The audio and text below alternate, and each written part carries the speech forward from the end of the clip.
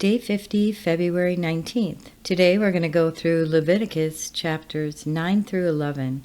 On the 8th day Moses summoned Aaron and his sons and the elders of Israel. He said to Aaron, "Take a bull calf for your sin offering and a ram for your burnt offering, both without defect, and present them to the Lord. Then say to the Israelites, take a male goat for a sin offering, a calf and a lamb, both a year old and without defect, for a burnt offering, and an ox and a ram for a fellowship offering to sacrifice before the Lord, together with a grain offering mixed with olive oil. For today the Lord will appear to you." They took the things Moses commanded to the front of the tent of meeting, and the entire assembly came near and stood before the Lord. Then Moses said, "This is what the Lord has commanded you to do, so that the glory of the Lord may appear to you." Moses said to Aaron, "Come to the altar and sacrifice your sin offering and your burnt offering, and make atonement for yourself and the people. Sacrifice the offering that is for the people, and make atonement for them as the Lord has commanded." So Aaron came to the altar and slaughtered the calf as a sin offering for himself. His sons brought the blood to him, and he dipped his finger into the blood and put it on the horns of the altar. The rest of the blood he poured out at the base of the altar. On the altar he burned the fat, the kidneys, and the long lobe of the liver from the sin offering, as the Lord commanded Moses. The flesh and the hide he burned up outside the camp. Then he slaughtered the burnt offering. His sons handed him the blood, and he splashed it against the sides of the altar. They handed him the burnt offering piece by piece, including the head, and he burned them on the altar. He washed the internal organs and the legs and burned them on top of the burnt offering on the altar.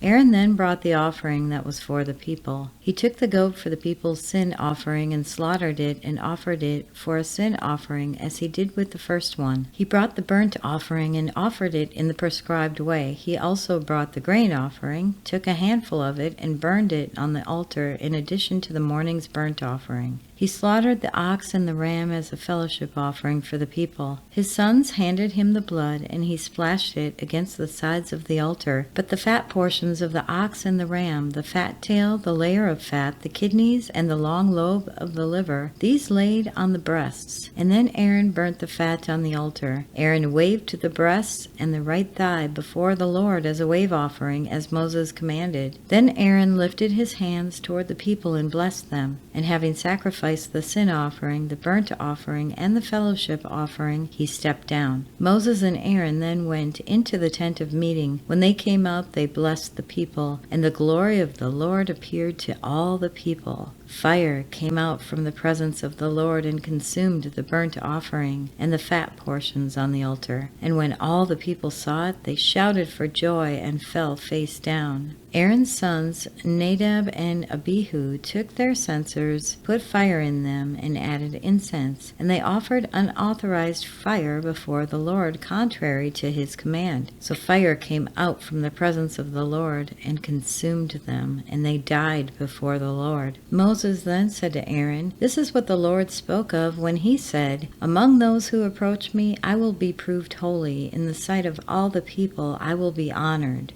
Aaron remained silent. Moses summoned Mishael and Elzaphan, sons of Aaron's uncle Uzziel, and said to them, "Come here, carry your cousins outside the camp, away from the front of the sanctuary." So they came and carried them, still in their tunics, outside the camp as Moses ordered. Then Moses said to Aaron and his sons, Eleazar and Ithamar, "Do not let your hair become unkempt, and do not tear your clothes, or you will die, and the Lord will be angry with the whole community. But your relatives, all the Israelites, may mourn for those the Lord has destroyed by fire. Do not leave this entrance to the tent of meeting, or you will die, because the Lord's anointing oil is on you." So they did as Moses said. Then the Lord said to Aaron, "You and your sons are not to drink wine or other fermented drink whenever you go to the tent of meeting, or you will die. This is a lasting ordinance for the generations to come, so that you can be distinguished between the holy and the common, between the unclean and the clean, and so you can teach the Israelites all the decrees the Lord has given them through Moses." Moses said to Aaron and his remaining sons, Eleazar and Ithamar, "Take the grain offering left over from the food offering prepared without yeast, and present to the Lord, and eat it beside the altar, for it is most holy. Eat it in the sanctuary area, because it is your share and your son's share of the food offerings presented to the Lord, for I have been commanded. But you and your sons and your daughters may eat the breast that was waved and the thigh that was presented. Eat them in a ceremonially clean place. They have been given to you and your children as your share of the Israelites' fellowship offerings. The thigh that was presented and the breast that was waved must be brought with the fat portions of food offerings to be waved before your Lord as a wave offering. This will be the perpetual share for you and your children, as the Lord has commanded." When Moses inquired about the goat of the sin offering and found that it had been burnt up, he was angry with Eleazar and Ithamar, Aaron's remaining sons, and asked, "Why didn't you eat the sin offering in the sanctuary area? It is most holy. It was given to you to take away the guilt of the community by making atonement for them before the Lord. Since its blood was not taken into the holy place, you should have eaten the goat in the sanctuary area as I commanded." Aaron replied to Moses, "Today they sacrificed their sin offering and their burnt offering before the Lord, but such things as this have happened to me. Would the Lord have been pleased if I had eaten the sin offering today?" When Moses heard this, he was satisfied.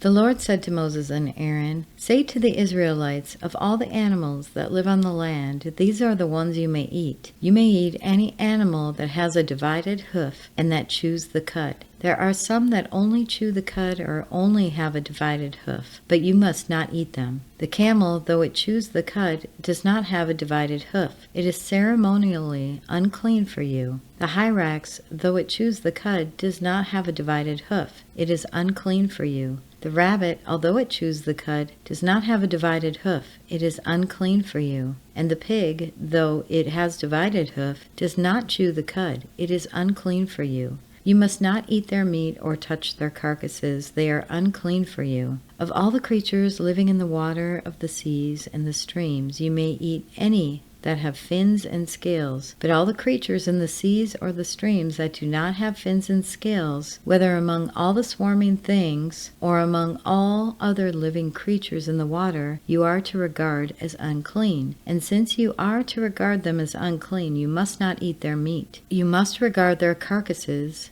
as unclean. Anything living in the water that does not have fins and scales is to be regarded as unclean by you. These are the birds you are to regard as unclean and do not eat, because they are unclean: the eagle, the vulture, the black vulture, the red kite, any kind of black kite, any kind of raven, the horned owl, the screech owl, the gull, any kind of hawk, the little owl, the cormorant, the great owl, the white owl, the desert owl, the osprey, the stork, any kind of heron, the hoopoe, and the bat. All flying insects that walk on all fours are to be regarded as unclean by you. There are, however, some flying insects that walk on all fours that you may eat. Those that have jointed legs for hopping on the ground. Of these you may eat any kind of locust, katydid, cricket, or grasshopper, but all other flying insects that have 4 legs you are to regard as unclean. You will make yourselves unclean by these. Whoever touches their carcasses will be unclean till evening. Whoever picks up one of their carcasses must wash their clothes, and they will be unclean until evening. Every animal that does not have a divided hoof or that does not chew the cud is unclean for you. Whoever touches the carcass of any of them will be unclean. Of all the animals that walk on all fours, those that walk on their paws are unclean for you. Whoever touches their carcasses will be unclean until the evening. Anyone who picks up their carcasses must wash their clothes, and they will be unclean till evening. These animals are unclean for you. Of the animals that move along the ground, these are unclean for you: the weasel, the rat, any kind of great lizard, the gecko, the monitor lizard, the wall lizard, the skink, and the chameleon. Of all those that move along the ground, these are unclean for you. Whoever touches them when they are dead will be unclean till evening. When one of them dies and falls on something, that article, whatever its use, will be unclean, whether it is made of wood, cloth, hide, or sackcloth. Put it in water, it will be unclean until evening, and then it will be clean. If one of them falls into a clay pot, everything in it will be unclean, and you must break the pot. Any food you are allowed to eat that has come into contact with water from any such pot is unclean, and any liquid that is drunk from such a pot is unclean. Anything that one of their carcasses falls on becomes unclean. An oven or a cooking pot must be broken up. They are unclean, and you are to regard them as unclean. A spring, however, or a cistern for the collecting of water remains clean, but anyone who touches one of these carcasses is unclean. If a carcass falls on any seeds that are to be planted, they remain clean. But if water has been put on the seed and a carcass falls on it, it is unclean for you. If an animal that you are allowed to eat dies, anyone who touches its carcass will be unclean till evening. Anyone who eats some of its carcass must wash their clothes, and they will be unclean until evening. Anyone who picks up the carcass must wash their clothes, and they will be unclean till evening. Every creature that moves along the ground is to be regarded as unclean and is not to be eaten. You are not to eat any creature that moves along the ground, whether it moves on its belly or walks on all fours or on many feet. It is unclean. Do not defile yourselves by any of these creatures. Do not make yourselves unclean by means of them, or be made unclean by them. I am the Lord your God. Consecrate yourselves and be holy, because I am holy. Do not make yourselves unclean by any creature that moves along the ground. I am the Lord who brought you up out of Egypt to be your God. Therefore be holy, because I am holy. These are the regulations concerning animals, birds, every living thing that moves about in the water, and every creature that moves along the ground. You must distinguish between the unclean and the clean, between living creatures that may be eaten and those that may not be eaten. And that concludes today's reading. If you have thoughts to share or questions to ask, we do fellowship in Telegram and on the X community for the Chronological Bible Study. You can find links to those in the description. I really encourage everyone to ask questions. Don't hold back. No question is silly or stupid, and we're all learning. We're learning together. We want to help each other. We want to build up that fellowship. Thank you so much for listening to today's reading, and we will be back tomorrow with our next one. Have a blessed day, my friends. While shepherds kept their watching o'er silent flocks by night, behold, throughout the heavens there shone a holy light.